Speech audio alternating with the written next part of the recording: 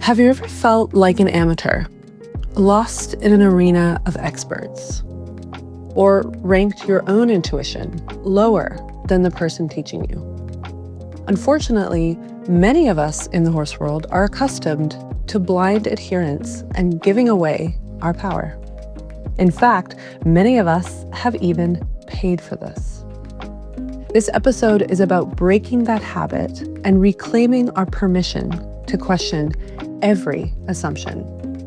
Today, we're looking at the hard parallels between religious cults and the modern horse world.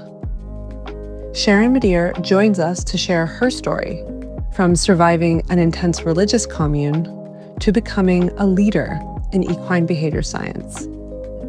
We're dissecting the charismatic leaders, the propaganda within our industry, and the refreshing freedom found in a scientific mindset. This is an episode with the power to wake our industry, if we're willing to listen. Dear Horse World, it's Sharon Madere. Sharon, welcome to the Dear Horse World podcast. Thank you, Noelle. Thank you very much. I'm really excited to have you on this podcast because since meeting you here in Ocala, you have kind of blown my mind and we've had some remarkable conversations. Okay. You are quite positively one of the most interesting women I've ever met. May we live in interesting times, right? I'm not. Sometimes that has a double edge to it.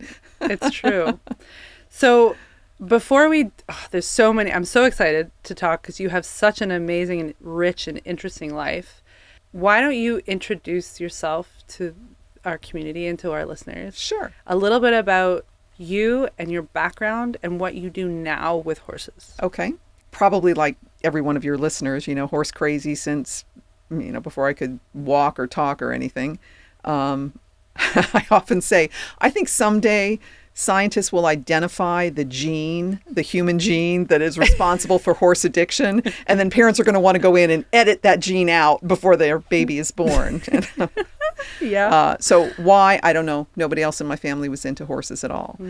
But yeah, just horse crazy, was able to take riding lessons and stuff. Had some very lucky, fortunate experiences that I never appreciated until later in life.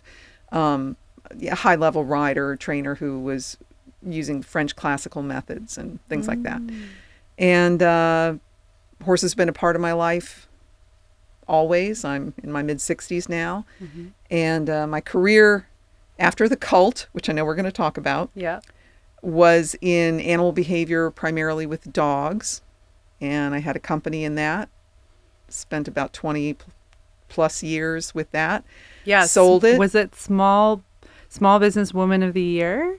No. So the Small Business Administration National Small Business Person of the Year. Yeah. Yeah. Very big deal. Well, I had a lot of help, a great team that, worked with me and for me. So, so I really delved into animal behavior in that venture portion of my life. Mm-hmm. I feel like I've lived multiple lifetimes. I think you just have. Too many different things going on. And then after I sold the company, I decided to professionally really work on what has been my deepest passion my whole life, which is horses. Mm. So I completed my certification with the International Association of Animal Behavior Consultants, the IAABC, and I'm a certified equine behavior consultant. And I've been a boutique breeder of Iberian horses. And I lecture at some universities and conduct clinics and workshops and do private behavior consulting when somebody has a challenging situation and they'd like a scientific approach to solving the issue. And you've done some pretty cool cases for animal behavior. We've talked about a couple. Yeah. Some cool cases in horses, but also cases in other species. Dogs, I worked a little bit with the FBI, the Quantico Bloodhound Tracking Unit.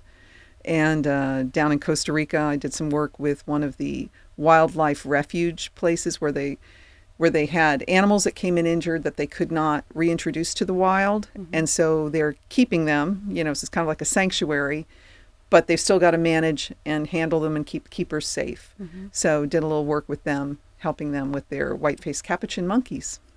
So interesting. Fun like stuff. I said, you have lived multiple lives. I think okay, so. so we're going to dive into one of those lives, which is you are... Now, do I say you're a cult survivor? Yeah, I'm a cult survivor. Okay, Yeah. that's how you identify. I would. This is my old doggy, my old Jack. Jack is joining us. Costa Rica rescue dog here. There you go. So yeah. So you identify as a cult survivor. Yeah. Yeah. I don't think I've ever said the words like that, but yeah, I Okay. did survive a pretty intense cult. Okay, let's talk about that. Okay. Because we're going to talk, I mean, this podcast is going to be so interesting. And I think you have such an interesting perspective. Having experienced, lived in, and survived a cult gives you an amazingly rich and unique perspective on behavior shaping. Including an arranged marriage. Right. An arranged teenage marriage. Right. Okay. Well, first of all, the setup. Like, how does someone even get into a cult?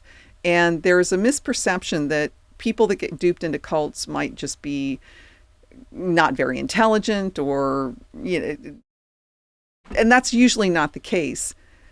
I think they're just a slice of the average population, right? You're going to have some that are smarter, some that aren't. But I think what they all do have in common, and it certainly was true in my situation, is a very broken, challenging life. And for me, my mother was a very severe alcoholic, and it was a really, really rough childhood. And the interesting thing was the intersection with horses at that point is that I would, from the time I was in like sixth grade, I was able to, we moved and I was close enough, my school was close enough that I could walk to a riding school stable after school. And so I did that every day. Yeah. I didn't want to go home. Yeah. Home wasn't a good place. And the horses were my safe haven. They were my friends. They were non-judgmental. And I really connected with them in a way that I really couldn't even connect with human friends, because you've got this deep, dark secret. You can't bring friends home. There's all kinds of problems with that. So I'd also had the foundation laid for a religious belief, because we were Catholic, or not very good Catholics, but originally raised Catholic. I was a few years in parochial school. So I had this basic belief in the story of God from the Bible and Jesus and dying for our sins and all that stuff. I mean, that was there in the background, even though, like I said, by the time I was 14, we weren't even close to any kind of religious practice.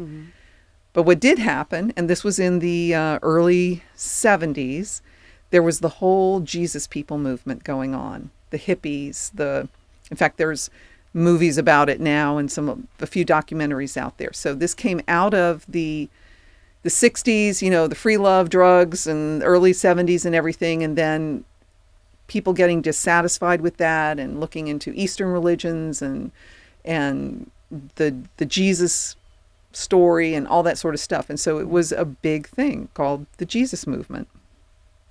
They didn't call it that then, but that's what it is looked back upon. And then, and 70s was... So it's like a resurgence of faith, and specifically like religious faith, as a direct byproduct of what happened in the 60s.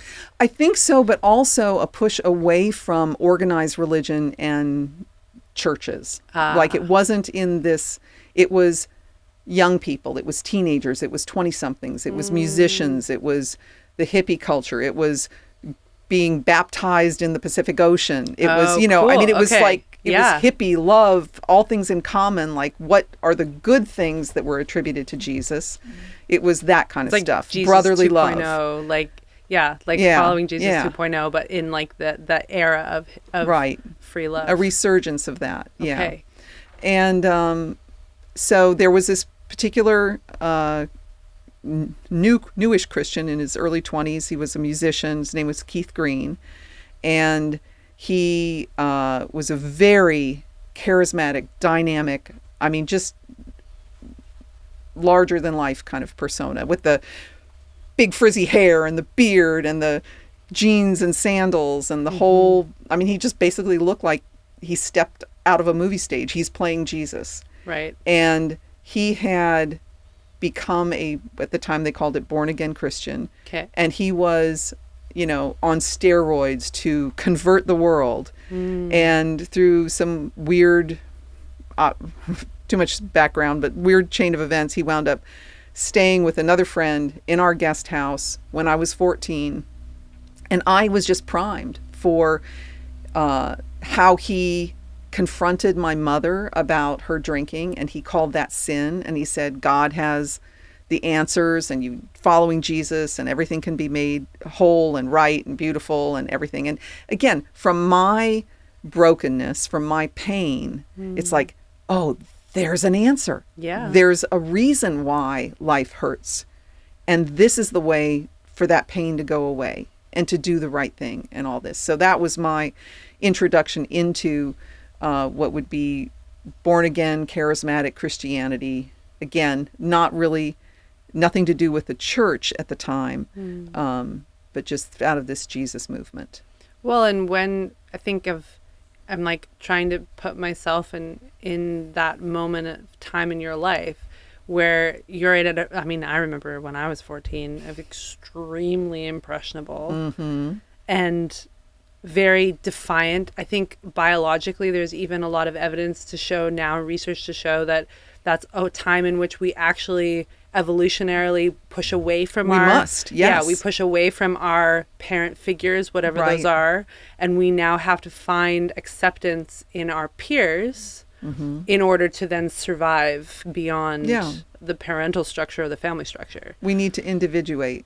We need to move out of that underneath the authority or the guidance or the control of our parents. So then you couple that with a painful home life, then it's like so naturally you would go into the path of less pain, like it's a path of perceived less pain. Well, because God loves me and he has answers, and if I follow him, my life's going to be good. So, but the problem is you get a lot of confusion between God and a leader who speaks with the authority of God. Right. Yeah. So you had the promise of a good life. Was that in fact the case? I think it depends. I look at how things turned out with my siblings. I was the oldest of 4.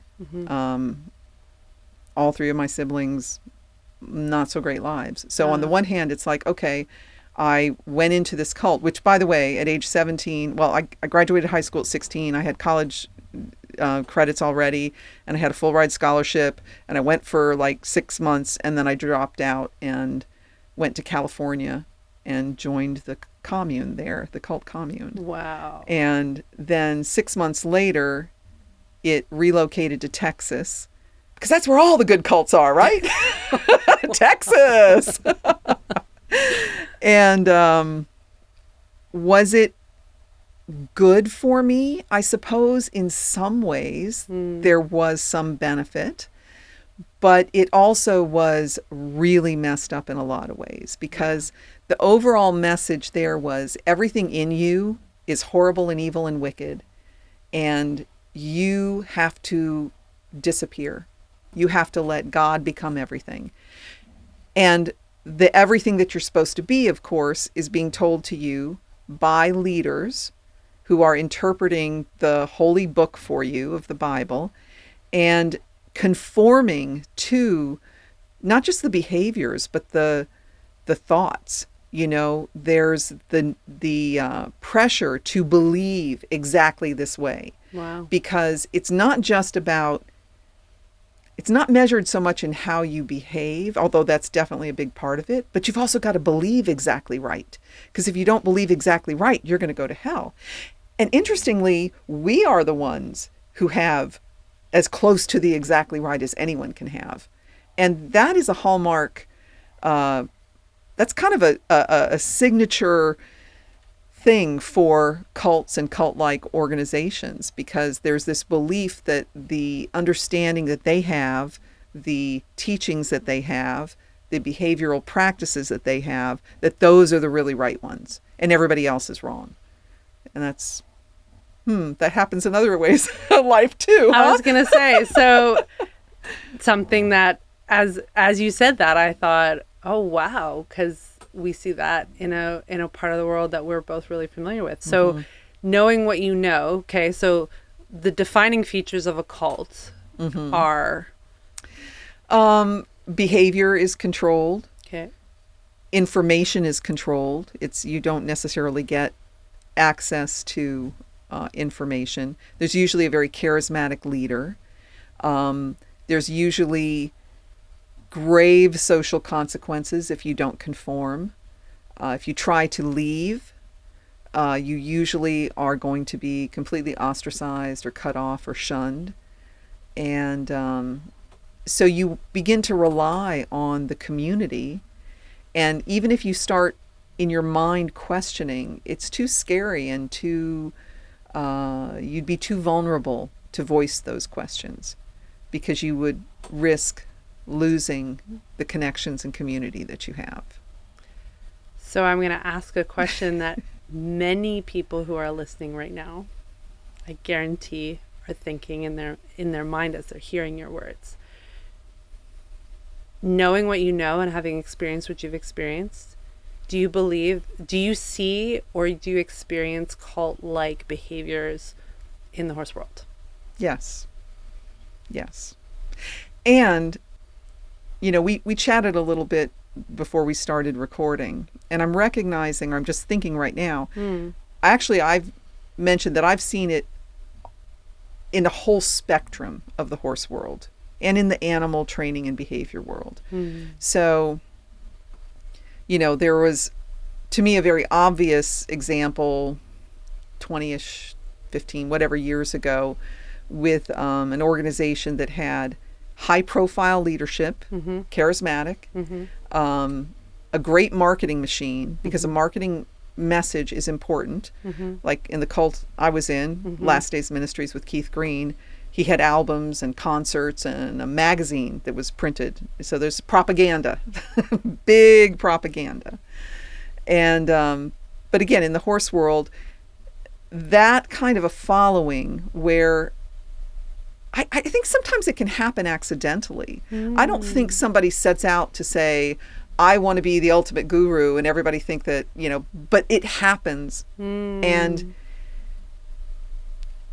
I see ego. I saw it in the dog training world and behavior world. I see it even in the positive reinforcement world. I see it. And I see a religious devotion to things where you begin to you see people no longer really looking at the evidence and objectively identifying things, but rather putting their own moral judgments, their own almost religious beliefs in something above logic sometimes. And yeah. But the other thing that happens is then you have people who genuinely want to learn from about horses or about dogs or about whatever. They have a genuine... About God. Well, God too, yeah. Want to learn, sense a need, have a hunger, and they're looking to someone whom they perceive to have greater skill, greater knowledge, to really have the answers. And because you don't have the context maybe of that level of experience, you're going to look to the expert. And it also happens, like, I can't tell you how many times growing up you'd hear about these awful, I was more in the English world learning, riding instructors who are yelling and screaming at their students and berating them. Yes. And the students still keep going back and paying their money. Yeah, absolutely. Why? Because they have a need. They want to learn. But then they begin to tolerate treatment that is disrespectful and not right and arrogant. Why? Because they assume that the other has this special knowledge that they don't have. And that is the only source in which they can accrue that knowledge. Yes. And then, in the phenomenons where it's more of a group, an organization, or a membership-driven thing, you also get that whole dynamic, almost a herd dynamic. you don't want to leave the herd because there's safety there, there's community there, there's all that. And so your identity becomes wrapped up where your individuality can begin to diminish because you want to stay part of. That's so important to your own sense of safety. Yeah, it's the assimilation that is almost required in order for you to receive acceptance and for that. Yeah. And something you said that really resonated to me, and I think not only do I felt it throughout my entire lived experience within the horse world, but I know people have come and shared me that they also have experienced this. It's a fear of challenging that, because if I challenge, then I will get ostracized. Absolutely. And I will get criticized, or I will get targeted, or I even wrote this down not that long ago. Like, I think it was last week I wrote down sometimes, especially, and I think this has happened significantly with women, that when they stand up and they speak and they challenge, their message quickly becomes diluted by an act or by a challenge of their character, right? And what's the quickest way to defamate a message that you don't like or a challenge that you don't like?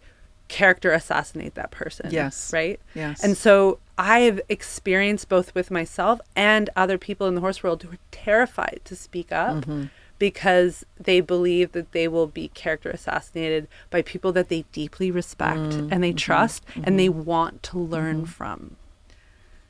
That's a lot of why, for me, the segue into the scientific community is so refreshing and so freeing. Because the whole point of science is to question. Whether we're deep in the Rocky Mountains or down in the heat of Florida, we trust Yeti products on this journey of a lifetime.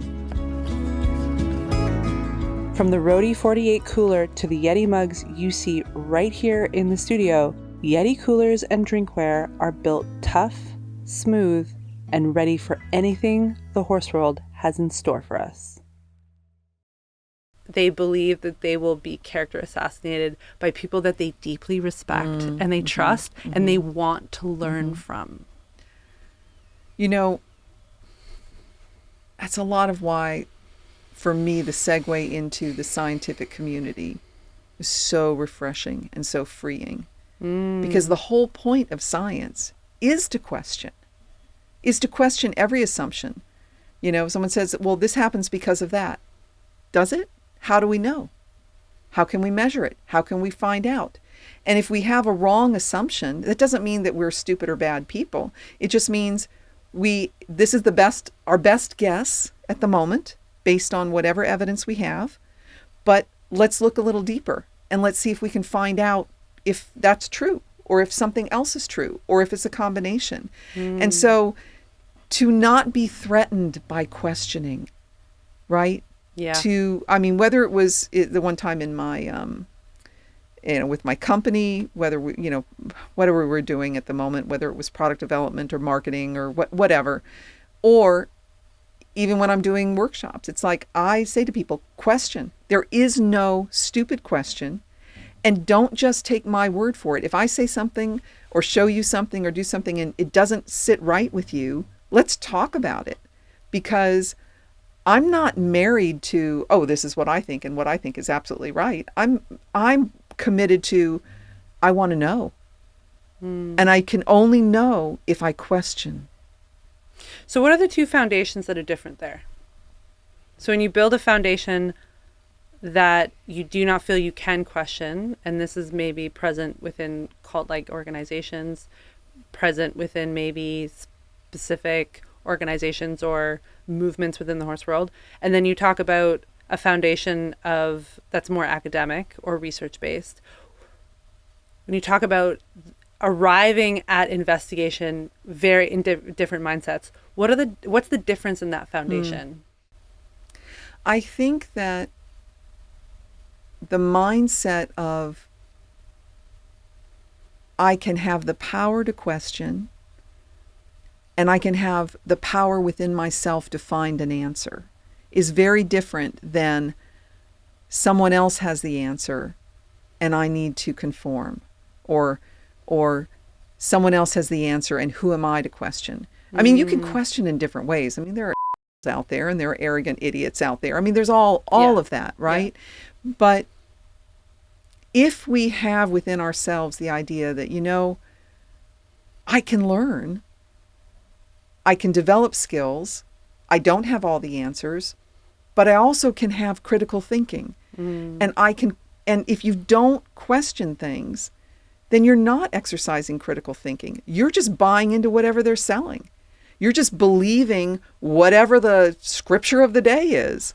Why? Because someone in authority told you, rather than you testing it for yourself and finding out, does that ring true?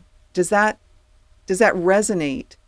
If it's a religious thing, is that in line with my internal moral compass? If it's also, you know, we've all seen things where a trainer or instructor is telling you to do something with your horse, and in your mind you're just like, oh, I don't know. In your mind, in your body, in your soul, you're like, no, I don't want to do that. I'll never forget one time where someone said, I got on my horse. This was years and years and years ago, and I'm like, something's just not right. Just not right. And I was told, no, just make him work. He's lazy. And this was, I'm not sure how many years ago. I guarantee you someone at least one person listening to this right now knows exactly where you're going. And 2 days later, the horse popped a giant abscess with pigeon fever. The horse was sick. The horse was sick. And I participated in making him work. Why? Because and this is the other thing that I have a lot of problems with, some of the language that is used in the horse world. Oh, yeah. Euphemisms, anthropomorphisms that are not accurate, is that we can assign character deficits to an animal that is not the world the animal lives in. This was not a lazy horse who didn't want to work. This was a sick horse. What he had was his body to not want to move. I watched an interview with an animal behaviorist, and the interviewer asked, "Well, if there's one thing you could do for the world, what would it be?" And she said, "To cure humans of the idea that an animal is naughty." Yes, that would be Period. So good. Exclamation mark. So exclamation good. mark. Right? It was this. If I could cure human thought of the idea that an animal can be naughty. Right. She said they are only doing what they have been taught, or what they feel they need to do in that moment to communicate a need. Absolutely. The idea of an animal of a horse being disrespectful. I mean, that, oh gosh, we'll go down a whole path. Talk about a loaded word. Oh, yeah. Right? Yeah, because that's a human construct. It means something totally different when you're talking about a child and a parent, when you're talking about two coworkers, when you're talking about a teacher and a student, when you're talking about a politician and his constituency. I mean, respect is a human construct. Yeah. It has nothing to do with the animal-human relationship. It's irrelevant. But let me just say though, the word respect, the thing is there's so much nuance and there's so much shaded or alternate meanings, right? So I respect a fire ant pile. I see one of those things, damn, I respect that. I'm staying away, right?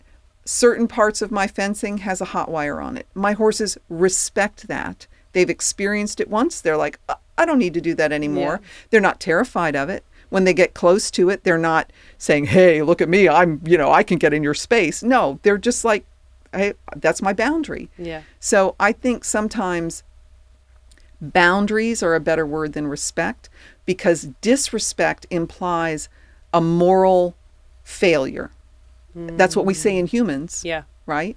And if we apply that word to horses, whether we intend to or not, we're saying there's something morally wrong with them, and therefore that seems to empower us as humans to inflict corrections. Our moral correction of that moment. Yeah.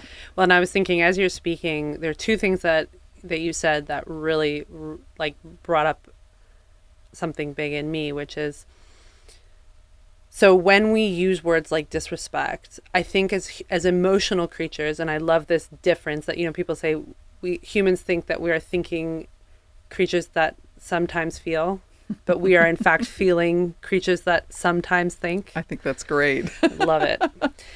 So I think I believe that statement. And I think we're very emotional animals. And so when we use words like disrespect, I think that transports that person. If you use that word in a lesson, or you use that word in a clinic, that person is immediately transported to a moment or their association with that word, and maybe the last time they were disrespected, or maybe they have a long line and a long pattern of being disrespected.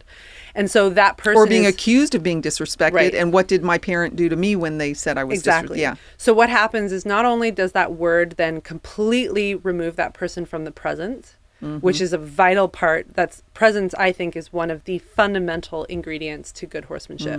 So if you cannot be present, then you cannot observe, you can't be present with your horse, you cannot act in the moment in accordance to your feel. Right. So if that person is catapulted by emotionally charged words like disrespect out of the present moment and into the past, which is emotional, then you have robbed that person of being able to channel clear energy, to be able to be clear in that moment. And the other thing so there, emotional moment, emotional creatures, using emotional language to make people, to elicit an emotion. Then we were talking about how when we want to speak up in the horse world and we don't, and we give away our power, or we defer. So someone says, work that horse, it's just being lazy. And in your mind, in your body, in your soul, you're saying, no, this horse, there's something wrong. I feel like, and I've experienced this myself, is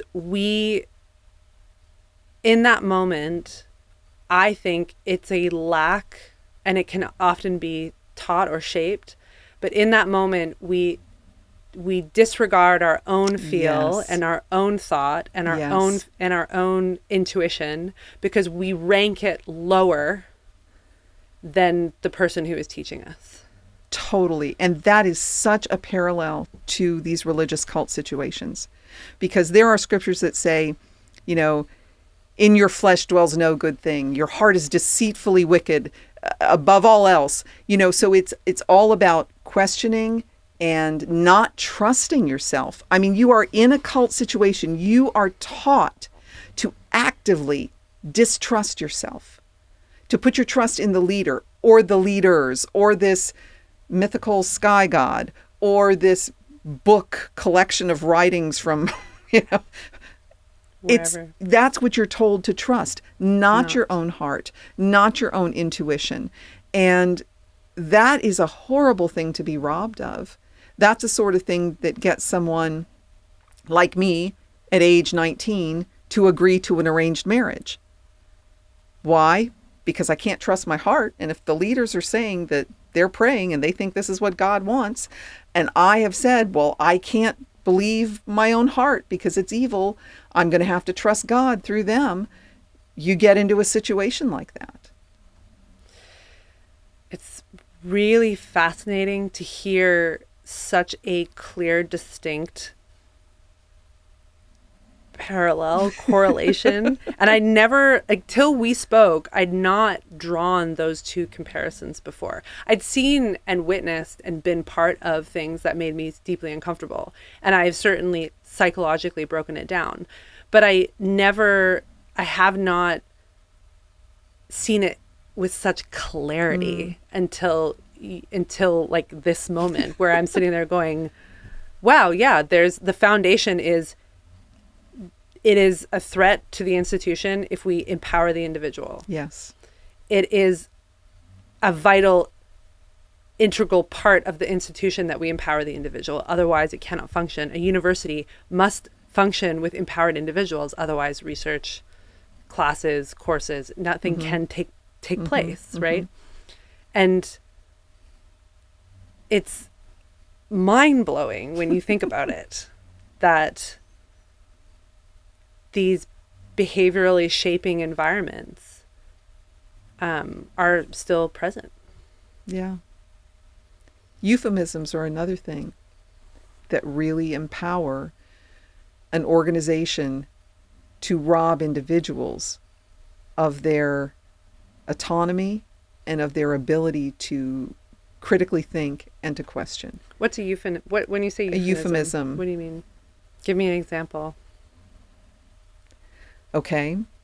So things that are called training games. It's a game. Yeah. When you think of engaging in a game, do you engage in it because you will enjoy it? I play a game because I want to, I guess, practice a skill, or Okay. I want to have fun. You want to have fun. Yeah. And for whatever reason, at that time, that particular game with that particular person or persons to you is like, yeah, that sounds like fun, Yeah. right? Whether it's because you want to win or because you want to get a skill or just I because guess you want the to laugh. motivation And, would change, yeah, Right, depending right. on what it is. right. But you enter into a game of your own choice. Right. And it's pleasant.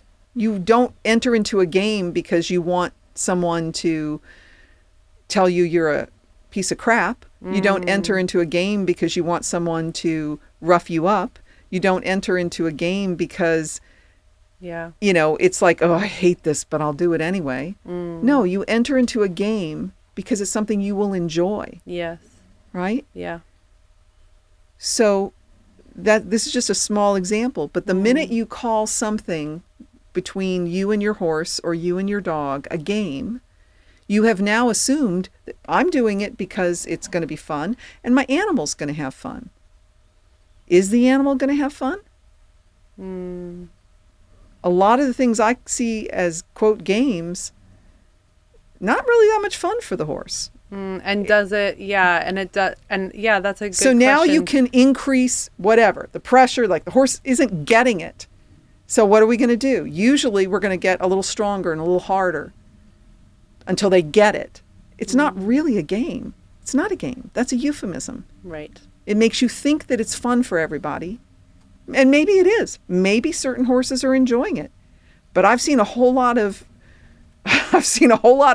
games that ain't fun for the animal at all. Well, and I think I've always, when you're looking at training with your horses, I've come to see, and this has taken a lot of work and a lot of diverse talking and working with a lot of diverse people from a lot of diverse backgrounds, right?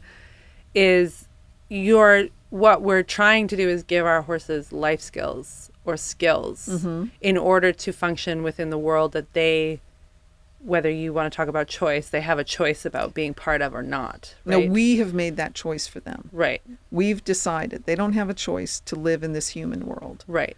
And then we decide where they're going to live, how they're going to live, who they're going to live with, what their hourly schedule is. We make all these decisions for them. Yeah. And the skills, yes, it is fair and humane and ethical to teach the horse the skills that are needed to move about in that world that we have chosen for them. For them, yeah. Yeah. That's the right thing to do. Absolutely, is to teach them.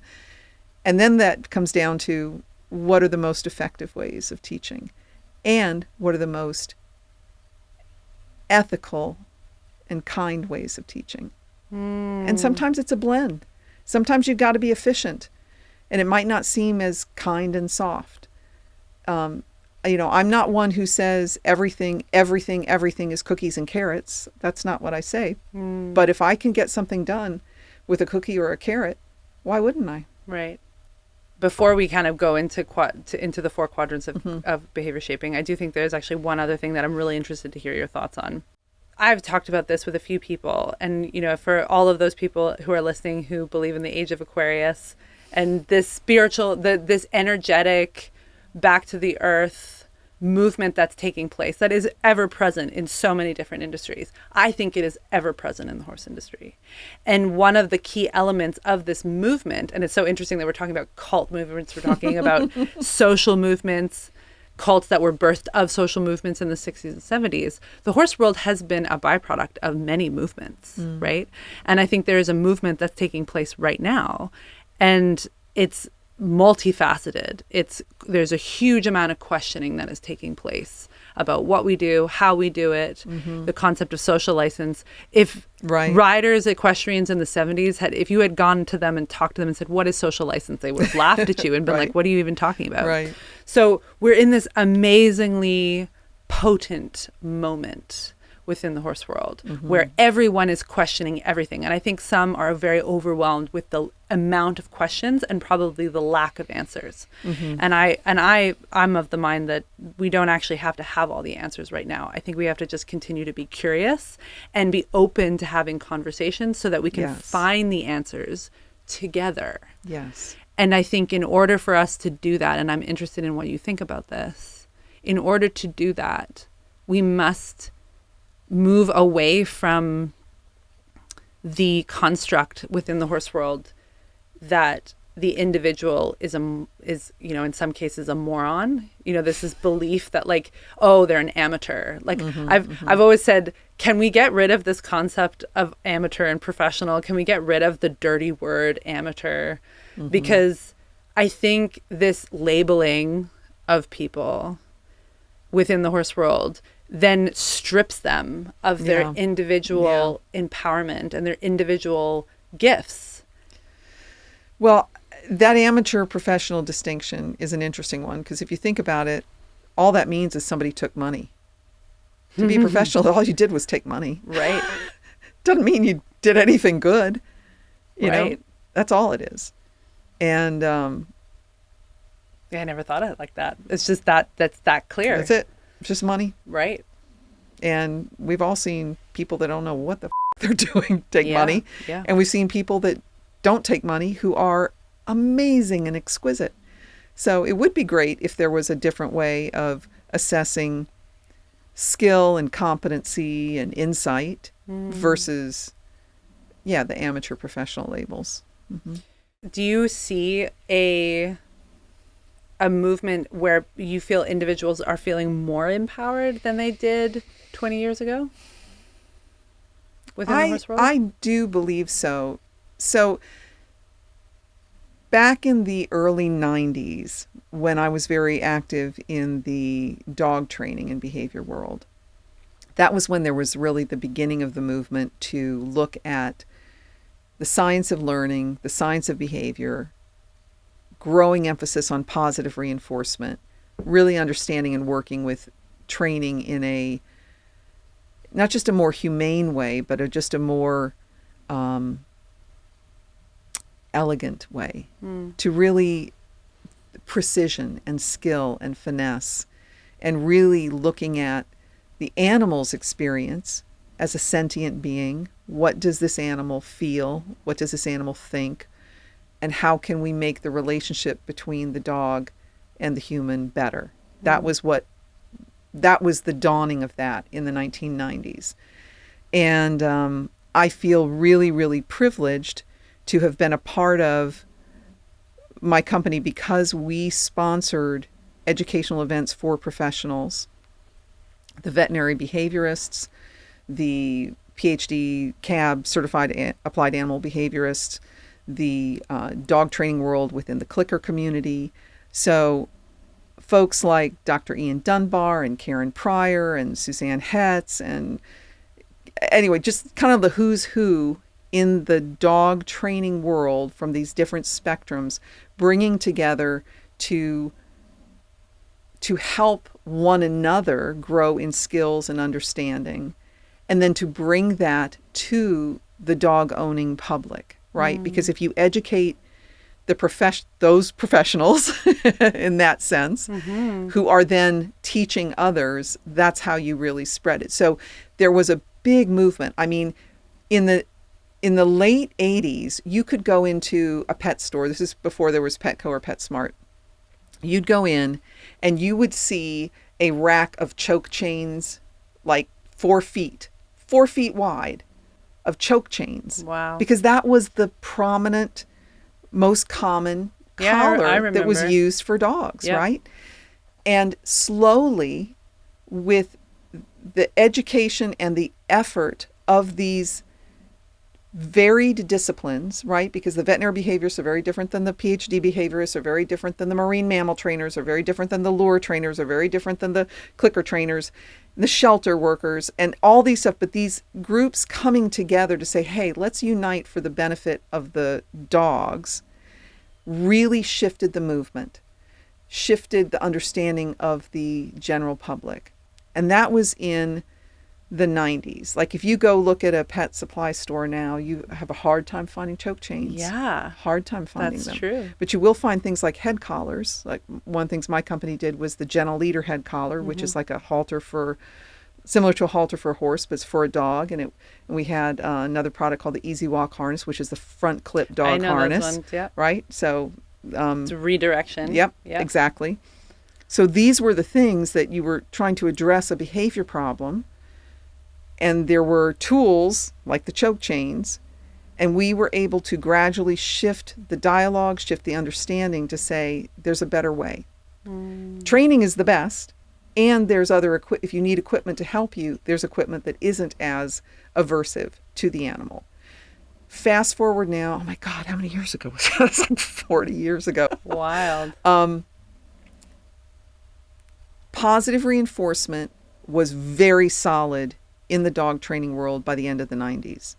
It only began to get used in any kind of meaningful way in the teens, I think, in the horse world. Yeah. In the horse world. Yeah. And there are more challenges, honestly, with using positive reinforcement in the with horses than there are with dogs, and that's a whole other topic at some point. Why don't you share just in summary why? Can you share why that is? So, yes. It's because you need to have really good skill and timing. If you create frustration in a Cocker Spaniel, you might get, and even if it was frustrating to the point that it wanted to bite you, you're going to get a nip.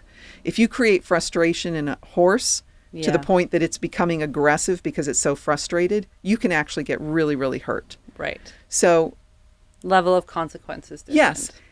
And you say, well, you're using positive reinforcement. How would that happen? Well, when you get into the quadrants, you begin to understand that the diagonal relationship between positive reinforcement and negative punishment, you're using something that they really, really want. But if you're not delivering it in a timely way, in a clear way, where they understand what they need in order to get it, and they feel like you're just withholding it from them, you can have a problem there. And also because unlike dogs, so if you think of dogs or even the marine mammal world, where, by the way, positive reinforcement, Karen Pryor, Bob Bailey, all these others that really pioneered the use with marine mammals, navies training dolphins, open sea mine detection, really fascinating stuff back in the 40s and all. But those animals, they are predators or scavengers.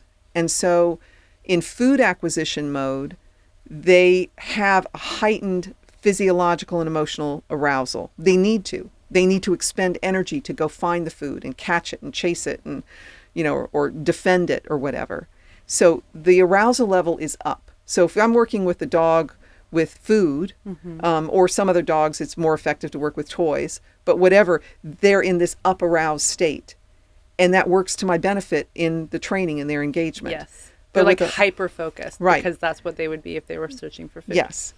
If you want to use food with a horse, and I do use food as a reinforcer a lot. You can use high value, low value. There's a lot of options there. I also use very strategic scratching as a primary reinforcer too. That's a different thing. You can actually lower the arousal level. But if you think about using a high value food for a horse, like a piece of carrot, the horse gets more emotionally aroused. Yes. And when a horse, their biology, evolutionarily speaking, for a horse to engage in eating behavior, they actually have to be calm and safe. Their heads are down. They have to not feel threatened. Their parasympathetic needs to be active. Exactly. In order to digest food. They've got to be in that. Well, even beyond digestion, it's just the acquisition of food. Yeah. Is take a bite, take a step, head down. I'm not worried. Oh, something's going on. I can't eat. Okay, now I can put my head down and eat. So when we introduce food into the equation, we very likely are raising that arousal level paired with food, which is not a normal situation for the equine species. Yes, for a dog, yes, for a dolphin, not for a horse. So there are challenges. That said, I would say 80% of my active training, active behavior intervention is using specifically positive reinforcement. So it absolutely can be done. But just like anything else, it's a skill that needs to be developed. And what often happens is people go and try it. They watch a YouTube video or two, and they go and try it, and then their horse is frustrated, and they don't get the result they want, and they're like, oh, this doesn't work. Yeah. You know? That's very true. Yeah. So what would you say to those? So if there's someone listening right now that's going, well, yeah, Sharon, that's why I don't do positive reinforcement, because I don't want to be, maybe I don't want to be the woman running around with a treat like sack on the side of me. It's such a fashion statement. Yeah. Or I don't want to be reliant on, because I've heard that a bunch. Okay. Right? I don't want to be reliant on a treat or whatever. Okay. This is a really good opportunity to maybe explain, and we get to dive a little bit in the quadrants now, which I'm so excited about because, okay, like, y'all, when Sharon broke this down for me on a piece of paper, it blew my mind, because no one, regardless of what level of riding I have ridden at in this industry, how the amount of horses I have trained, the amount of clinics I've attended, no one ever sat me down and explained the 4 quadrants. Well, they're to me. probably, most horse people don't think about it. Right. They don't know it. They haven't been introduced to it. Right. It seems like dry old stupid science that, B.F. Skinner and all that kind of stuff. But the basics is very important. It is important. And we experience it every day. How are we reinforcing the behavior that we want? And how are we discouraging the behavior that we don't want? I will do that. Let me just say something to what you said. Please. They don't want to be reliant on food. Yeah. I get that. Yeah. When are they going to stop being reliant on the halter and lead rope? When are you going to stop being reliant on your bridle? They're all tools. You're relying on something. Yeah. You are relying on something. And I'm not saying we shouldn't rely on those things. It's the power is not in saying this is bad and this is good. Because again, now you're asserting a moral judgment. Which is what they do in cult. Absolutely. Which, when you said that, I was like thinking of people in different parts, positive reinforcement being one, where they lay the staff down and they go, this is good and this is bad. Yes, and I have a problem with it. That's where there's a religious cult movement on that side of the fence. I'm pure positive. I'm only positive. Well, that's not even the real world. A free-ranging horse doesn't live in an all-positive world. No living creature lives in a, quote, all-positive world. Right. Because if when I touch the stove, if I didn't experience pain, I wouldn't know that I could damage and lose the use of my hand if I just kept my hand on the stove. Right. I mean, we have negative, in the sense of, or unpleasant experiences for a reason. They teach us. So there's a saying, which I think was a very progressive saying, coming out of fine horsemen who may not know science lingo but employ it and do it well. Oh, cool. But the saying of make the right thing easy and the wrong thing hard. Okay, that actually was a very progressive saying. And I thought that's really good. For me, when I'm working, whether it's with my horses or a client's horse, I take a little bit different approach. I prefer not to use the words right and wrong. Because that implies something moral. Right. Is it a right thing for the horse to do or a wrong thing for the horse to do? Again, now we're into that good-bad dichotomy that does not apply to animals in that way. So you say, make what I want you to do easy. Desired. Because it is about me. It's what do I want? Make the desired behavior. Whose desire? Mine. I can be clear about that. I own it. I desire my horse to get onto a horse trailer. That's my desired behavior. Make that, what I say is highly rewarding, and make the, not wrong, but make the undesired thing really boring. This was amazing when you presented this, because I've witnessed and participated in training methods where it's like, make the thing that you don't want uncomfortable. Mm-hmm.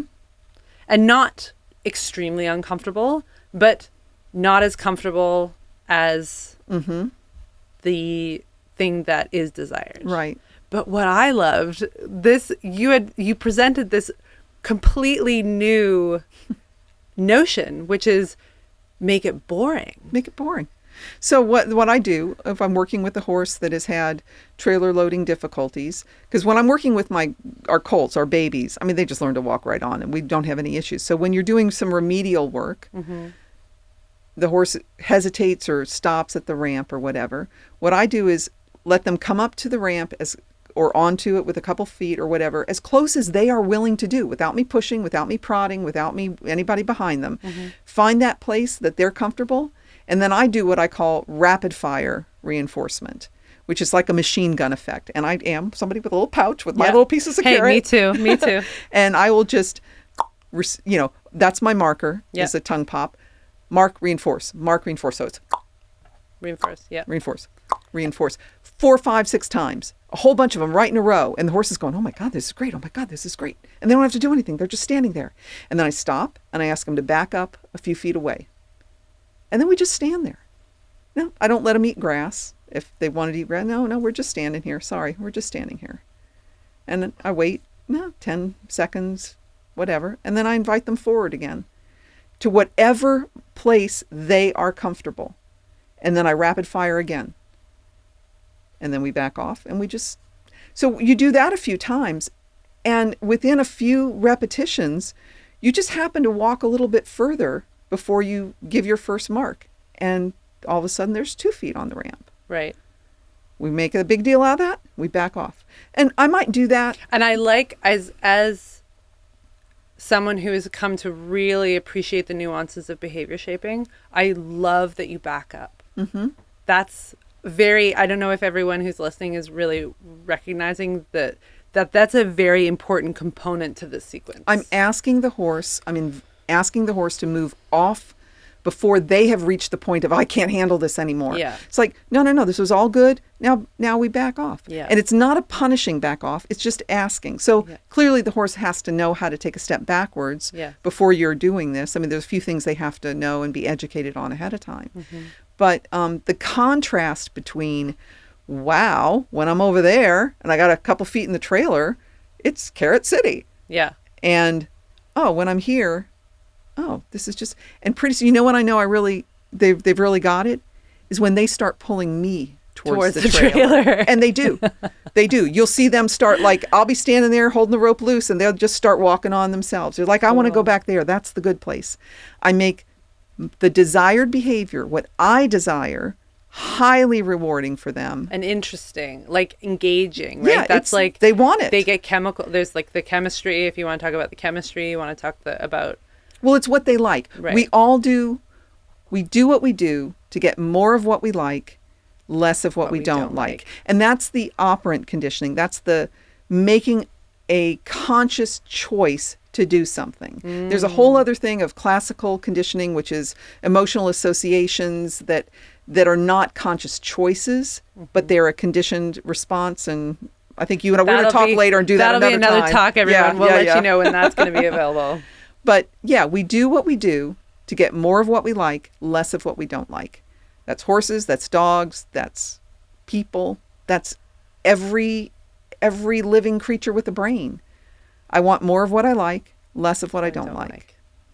Okay, this is a really cool opportunity, I think, to move into the distinction between the 4 quadrants. Okay, so when someone says positive reinforcement or negative reinforcement, explain to me the nuances of that statement. So let me just also say the terms that we're going to talk about were first published or whatever by B.F. Skinner, who did his work in the early and mid 90s and was he was specifically studying what made a behavior increase and become more reliable, an animal decide to do something and keep doing it or do it more often, and what made a behavior go away, like them stop doing it. So Right. these are the things he was studying. And these are the two things that all horse people all over the world, that's the business that they're in. Yeah, getting the horse to do, Right? That's all we do. do more of this, do less of that. Exactly. So the two terms that talk about like the direction in which the behavior moves, there's reinforcement, which means you're getting more of the behavior or it's getting stronger. I tell people, think about it like rebar in concrete, reinforced, stronger, reinforced. The other thing is when a behavior is declining, going away, diminishing, you get less of it, or it goes away altogether. B.F. Skinner chooses this term punishment to describe the phenomenon of behavior decreasing, going away altogether. Then there is the aspect of positive or negative. And what you have to understand in this is not about emotions. This is not about whether you like something. Oh, is it really positive experience? Or, oh, that was really negative. No, in this context, it's purely math. Positive is adding something. Whoa, Right. I never knew that. Yeah, like, it's math. so positive is just adding and Yes. negative is taking away. Yes. It is not about emotions. Okay, I guarantee I'm not the only one. It's just like, wait a second, what? Yep. Because there's another term called positive punishment. Yeah, and I remember Right? when you explained this to me, I was like, Right. whoa, Right. this really, it just really blew my brain because, again, it just goes to show the holes that I've had in my own training and understanding. Well, again, this is not something that has been commonly spoken about or dealt with in the horse world. It's just not. Yeah. So, and again, it was really only started in the mid-90s that it became more common for dog trainers and veterinarians and stuff to begin to understand it as it applies to dogs. And then 20 years later, it hit the horse world. Yeah. So we have reinforcement, which means we get more of a behavior. Yeah. We have punishment, which means we're getting less of a behavior. Yeah. Positive means we're adding something to the situation. Negative means we're removing something from the situation. So it's Right. math. Yeah. The things that we're working with, remember we said the animal wants more of what it likes, less of what it doesn't like. Yes. What it likes is called an appetitive. I'm sorry for the... An appetitive. I know, sorry for the geek speak. An appetitive. It's like, it's your appetite, you like it. Yeah. An appetitive. It's something desirable that you like. Yeah. Something you don't like is called an aversive. Now, an appetitive is just, it's something I like and want. An aversive is something that I would prefer not to have. An aversive could be very, very mild. It could be a fly buzzing around, or it could be very extreme. It could be an electric shock. So aversive just means I don't want it. I want less of that. Okay. Okay, so you can have degrees. The interesting thing is, it's not, the problem is we project often what we think is appetitive to the animal or what the animal should like. So imagine this. It's raining. It's not really cold. It's like here in Florida, right? Yeah. It's 75 degrees and it's just a light rain. Yeah. Not a heavy rain, but just a light rain. Is that aversive or is that appetitive? Very much depends. Yeah. If I'm a duck, that's pretty damn appetitive. I like it. I'm waggling my tail feathers, right? Yeah. If I'm a cow, I don't care one way or the other. Yeah, you're like neutral. You're like whatever. If I'm a cat, Yeah. I am not happy. No. So you have the same exact stimulus, rain, and you have 3 different species Right. that view it completely differently. Right. Now, individuals can also have different preferences. So just because one horse likes to be scratched in a certain place in a certain way doesn't mean another horse will. And just because one horse really likes peppermint treats doesn't mean another horse will. Yeah. So part of what we need to do is any animal we're working with, we need to look at the individual animal and learn to observe what are they telling us. They don't have words, but they have body language. Yes. And they can tell us. So, I'm sorry, segue, jumping all over the place. No, but it's so good. Okay, back And to important. positive and negative. reinforcement, and punishment using appetitive. So what positive Let's reinforcement... do the graph, actually. Because You want to do that? Yeah, Okay. because then we're going to... All right. We can show it, too. All right. So I'll draw this like this. Because when I saw it visually, it really brought it home for me. Okay. So I'm going to draw it for you again. So I've basically got a square With 4 quadrants divided in it. into 4 squares, right? And the 2 top are... You can actually organize them any way you want. Yeah. But for right now, we're going to do R means reinforcement Yeah, and P means punishment. yeah, So and then you have plus and minus. yes. So we've got The top left is our positive. positive reinforcement. Positive reinforcement. Yep. The top right is our negative. Negative reinforcement. The bottom left is positive punishment. And the bottom right is negative Right. punishment. I'm going to give examples with humans Yes. because that's what really helps. Yes, Okay. it does. So positive and negative, remember, that's in this situation, this is math. It's not emotion. There are emotions. We'll talk about that. But the negative and positive are about math. The reinforcement is you get more of the behavior. The punishment is you get less of it. Yes. Okay. So positive reinforcement. That's because it's positive. We're adding something appetitive, something the animal likes, something they want more of. The animal being me, the human. Sure. I don't have any chocolate with me, but I could. You add something they like and you get more of the behavior. Yeah. All right. So probably most people listening are somewhere on social media. And so here's a human example. You go on your Facebook or Insta or whatever and you post something. Yes. And you get a whole bunch of likes.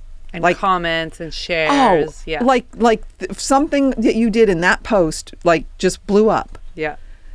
You are so much more likely now to do another post very similar to that. Mm-hmm.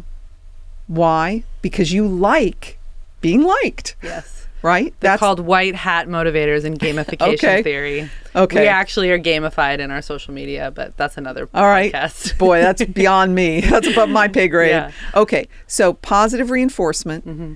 that's how that works. With the horse, remember, these things, they, yes, can be used as a training modality, but they're basically just facts of life and behavior that are happening all the time, whether you intend them to or not. If you walk around with a carrot in your pocket, your horse can smell it. Your horse knows it's there, and you forget it's there, and you just keep walking around, and your horse reminds you by nudging you, reaching out and nudging you, and you go, oh, yeah, okay, yeah, here's your carrot. What was just positively reinforced? The nudging. The nudging. So now the horse said, oh, all I have to do is nudge and I get a carrot. Mm-hmm. So I think I'll nudge some more. So it's the receiving of the carrot, the adding of the appetitive, the thing the animal liked, that now increases the likelihood that the nudging behavior will be repeated. Right. Positive reinforcement. Or we can do it specifically, like I do it with the trailer loading, Yeah. where I'm adding the carrot. Yeah. I'm using a marker signal. We can talk about that later, Yeah. but I'm adding the carrot and I'm going to it's more likely that the horse is going to come onto the trailer. Well, and they add the carrot, add the appetitive in proximity to or on or close to the trailer, which is the desired... My desired behavior. Your My desired behavior is behavior. you walk on the trailer and you stay on the trailer. Yeah. So I'm increasing that with positive reinforcement. Right. Negative reinforcement is the removal of something that increases a behavior. So what would you have to remove? You'd remove something that they didn't like if you want to get more of that behavior. Right. So an example, human example, is you get in your car, you turn the ignition or push your start button, and you hear ding, ding, ding, right? It's like your chime going on telling you you're supposed to fasten your seatbelt. Yeah. What do? You fasten your seatbelt. You fasten your seatbelt. Because you just want that thing to turn off. That's right. The chime turns off. When you do the desired behavior. Highly effective negative reinforcement. We remove the annoying aversive of the dinging sound when you buckle your seatbelt. Therefore, buckling your seatbelt is being reinforced and you're more likely to do it in the future. Make sense? Yeah, because I'm thinking of it like the way that Anne Krasinski, who the podcast we just released recently, talks about aids applied effectively and consistently. So I'm going to apply my leg and apply pressure until the horse moves forward. When the horse moves forward, you release that pressure from your leg in order for them to understand and build pattern with, when I apply pressure with my leg, I'm asking for you to move forward. When you move forward, I release that leg. It's very very clear. And that's what the majority of horsemanship and riding has been. Is negative reinforcement. Yeah. And it's not a bad word in my book. Because you're removing, again, it's not not punishment, it's removing of something that is not. Yes, but here's an interesting thing, because there's very few things that are absolutely black and white. Yes. Look at this relationship. I'll hold it up. So, like you just said, you're removing the leg pressure. Yes. And that reinforces that behavior. But that also presumes that the leg pressure is aversive. Right. Right? Yeah. So you're reinforcing moving forward or sideways if you're doing a leg yield or half pass or whatever. Yeah. You're reinforcing the movement by removing the leg pressure. Yes. But you had to add the leg pressure first. Whoa. You had to add the aversive before you could remove it. So in a way, you're also punishing standing still. Right. Because you're adding the leg pressure that is asking the horse to move forward. And then as soon as the horse moves forward, you remove the, Yeah. So I follow you. There's also, we'll get into that more.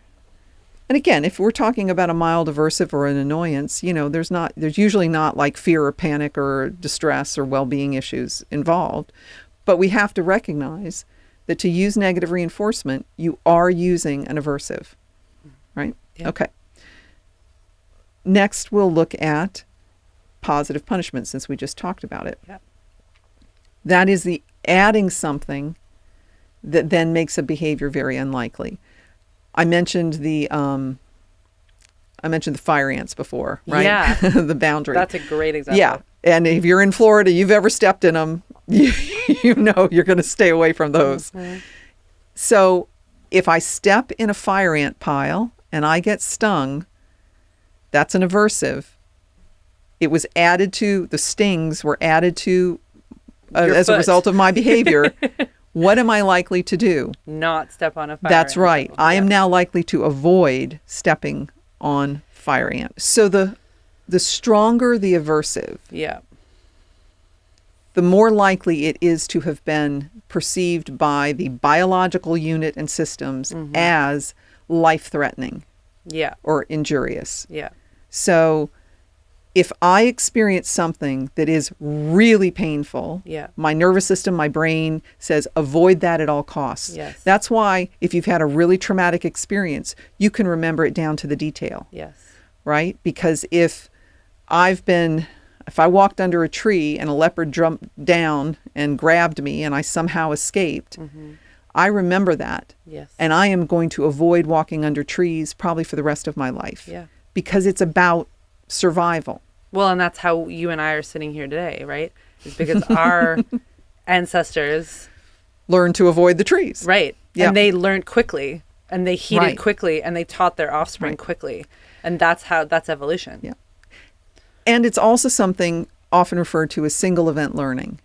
You can experience something highly aversive one time and then you don't ever do it again. Right. That's how it's probably designed. That is how it's designed. The problem is that humans, when we're working with animals, we start applying harsh, strong aversives over and over and over again because we don't understand them, because we're angry, because we've attributed evil motives to the horse. Well, we also do it to our own people. It's called torture. Yeah. Well, and we do, and we do it in relationships too. Yeah, I mean, it's not just physical; it's emotional and mental and all. Yeah. So, anyway, that's positive punishment. Now, negative punishment is an interesting thing. If you were going to go get in the shower and you have your favorite pair of dangly earrings on, and you're washing your hair and one of those earrings comes loose and goes down the drain.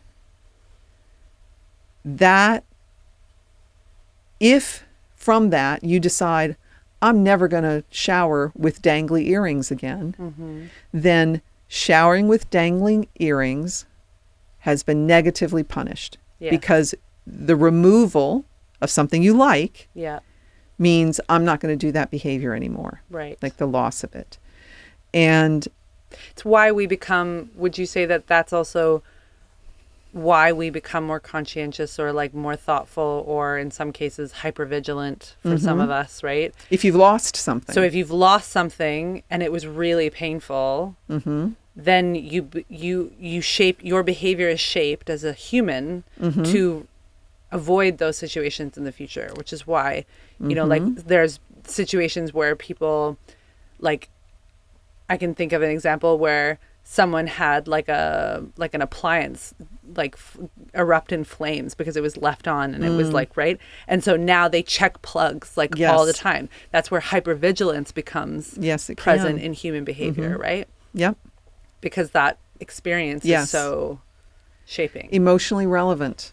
Yes. It's emotionally relevant. So we said that the positive and negative are math, not emotions. Right. But there are emotions associated with each of these types of learning and experiences, whether it's intentional training or whether it's just in life. So positive reinforcement, how do you feel with it?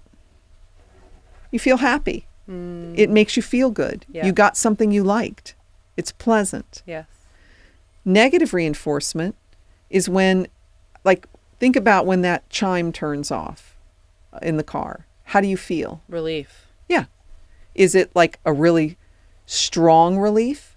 Is it elation? Were you afraid? No, it's pretty just neutral. So back here to these emotions, I would say that for the most part, negative punishment is just kind of neutral. Yeah.